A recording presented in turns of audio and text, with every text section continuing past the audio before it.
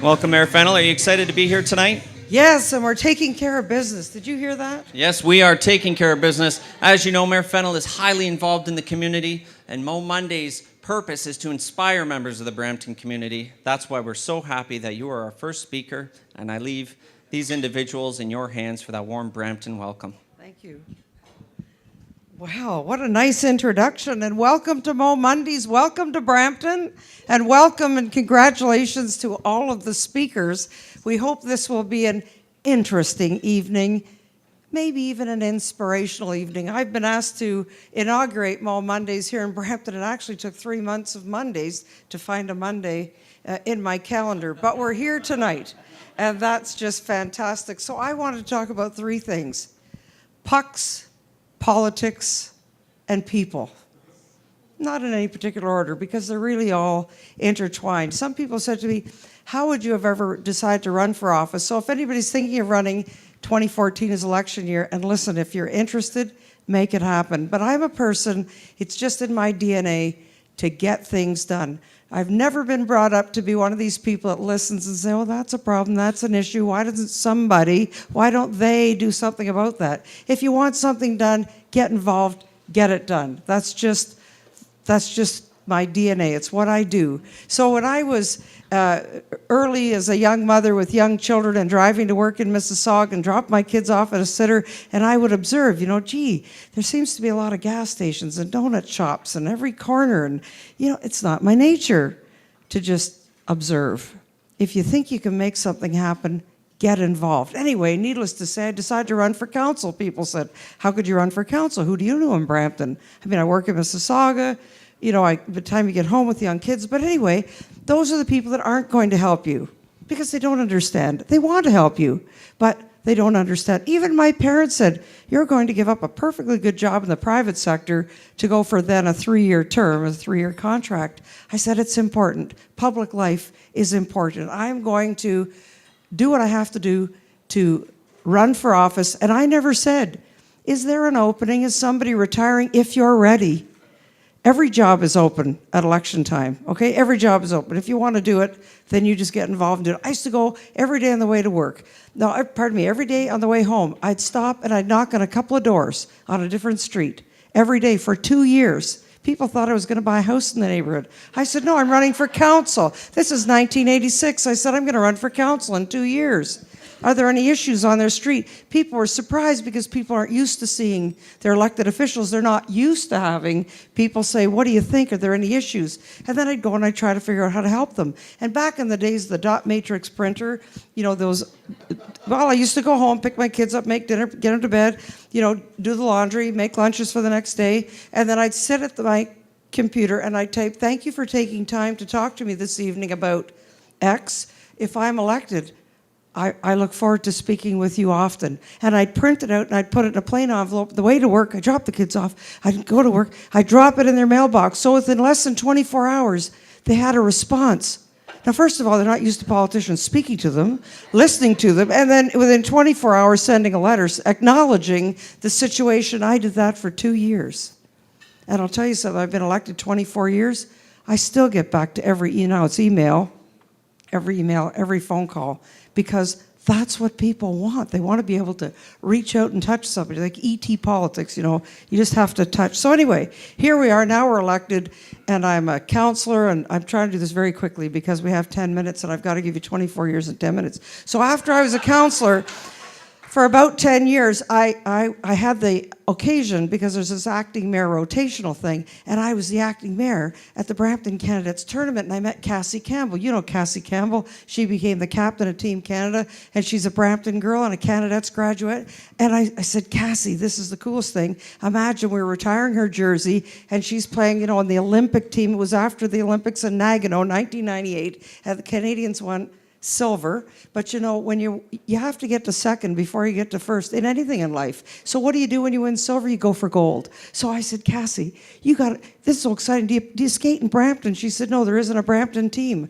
Well, that's all it took for me. I said, what does it take to have a Brampton team? What do I know? I raised 2 sons. I don't even skate. But you know what? I learned through talking to Cassie, these Olympic girls don't need any help on how to play hockey, but they needed a ton of help on how to get organized and become recognized professionally. So that was the seed from which we founded the National Women's Hockey League by year 2000. And all of these players playing in the National Women's Hockey League. And we went to Salt Lake City, and you know what? Canada won gold because of a bunch of volunteers that got together and said, let's support women's hockey so we can deliver it more professionally. And people would say to me, you must have skated a lot, you know, because Hazel skates, I don't skate. She skates, I don't skate. But you know, they needed help, they needed organization. And by the time I retired from the National Women's Hockey League in 2006, we had the exact same bylaws and structures as the NHL. Why? Because I asked for it. I said, would you lend me your entire legal entity? My lawyer said, they're not going to give you that. I said, well, if you ask nicely, people will give you just about anything. So they gave it to me. And all we had to do was take out all the parts about salary, because they have a salary cap. They strike about that sort of thing. But in women's hockey, there is no salary. So we set up the same structure, franchise agreements, you know, marketing, licensing, branding protection, the whole structure all set up. These girls were now flying across Canada. Of course, we went on to win gold in Turin. And of course, you know, we won gold in 2010 out in Vancouver. So I like to think that many people in Brampton had something to do with that because you all supported the team, the Brampton Thunder, where 7 Olympians played. And then, of course, that all helped to inspire the nation to support their female hockey players and build what is now today the Canadian Women's Hockey League. The acronym has changed a little bit. But you know, the Clarkson Cup, you've heard the women play for the Clarkson Cup. How did the Clarkson Cup come about? Well, the NHL were on strike. You'll remember a few years, not this last strike, the one before, because they get all caught up in salaries. We don't have salaries. So here we were, and the media was calling me all the time, and they're saying, don't you think the women should play for the Stanley Cup because it's just sitting there? And I said, well, actually, the men have their own cup. We're very proud of their cup, and we have our own cup. And then the Governor General, at the time, Madam Clarkson, Governor General, they interviewed her, and she's the Governor General. Of course, Lord Stanley named the Stanley Cup. They said to Adrienne Clarkson, don't you think the women should play for the Stanley Cup? She says, I do. The media ran back down. They found me. You know, I'm trying to be a mayor and a commissioner of National Women's Hockey League. They said, what do you think about the Governor General said? I said, somebody find out, get the answer. What did she say? You have to be respectful. They said, she said the women should play for the Stanley Cup. So here I am, media cameras all around. There's no training for this, but if it's in your heart, it's easy to say. I said, you know what? I'm so pleased to learn that Adrienne Clarkson is a fan of women's hockey. But what she may not know, which is okay because a lot of people don't know, is we have our own cup. It's called the Championship Cup. And maybe, in the spirit of Lord Stanley, she would name the Women's Cup the Clarkson Cup. And then we'd be on the top floor of the Hockey Hall of Fame, not down in the basement. Well, they ran back to her and said, will you do it? She called me. She said, what do I have to do? I said, nothing. The cup's sitting here in the office. It says Championship Cup. I'll have your name put on it. She called back the next day and said, can I commission my own cup? Would be a lot more expensive, eh? Solid silver. Ours was sort of like a trophy, big trophy. So she designed her own cup. It's a little bit smaller. It's kind of difficult to pass around after game, but nonetheless, that's how the Clarkson Cup was born. And now every year the women play for the Clarkson Cup. So you see, when you get involved, you don't have to have the detailed experience of the subject that you're involved in. I mean, my 2 boys played hockey. I was a hockey parent. I wasn't involved in the organization. I didn't have time being on council. But here was a need. And somebody said, you know, we need more help in women's hockey. So we responded, because that's my DNA. Get involved. You hear people complain, let's fix that. No different than politics today. When I ran for mayor, people said, how can you run for mayor? You know, the mayor's been there 30 years. How are you going to defeat an incumbent? I said, the job's open at the end of an election term, and we're all the same. I never worried about that. I said, I'm going to run for mayor. I told the girls in hockey, I'm going to run for mayor. When you got silver in Nagano, you went for gold. I got regional councillor. I'm going for mayor. And that's what I did. And we became the mayor. And I think there's somebody that keeps statistics somewhere that says it's really impossible to ever defeat an incumbent in municipal politics. No, it's not. Just do it.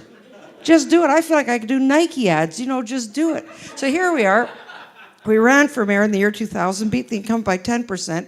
We've now won 4 elections, never lost a poll. Never lost a poll. I am so committed to what I do. Why?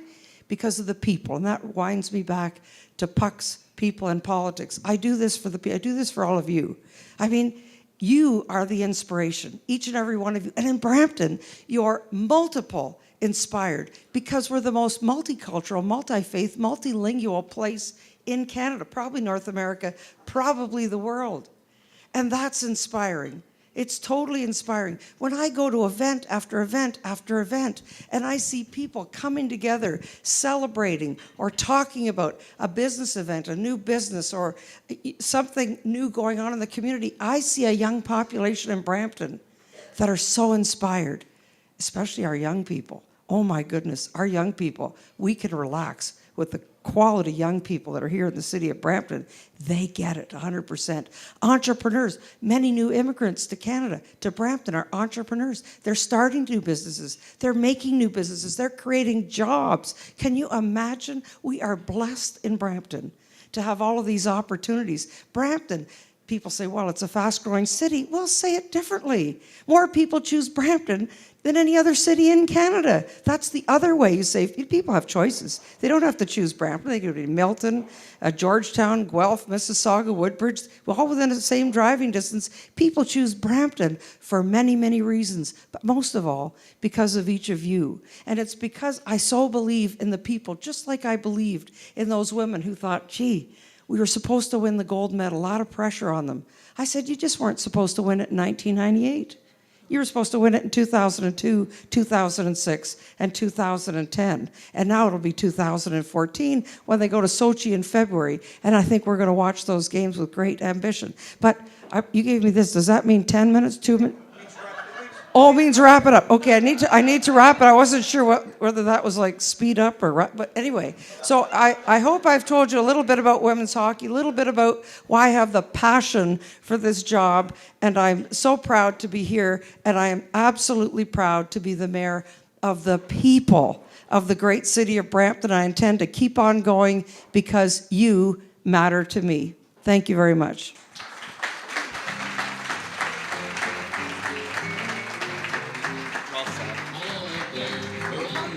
Thank you very much, Mayor Fennell. And a lot of what you said rings true. If it's in your heart and you believe it, you need to say it and chase your dreams. That's something I think we can all take home. I'd like to invite Deepak Manchanda up on the stage for a moment. And Mayor Fennell and her team have been gracious enough to provide us with this certificate of appreciation and encouragement for our endeavors within the community.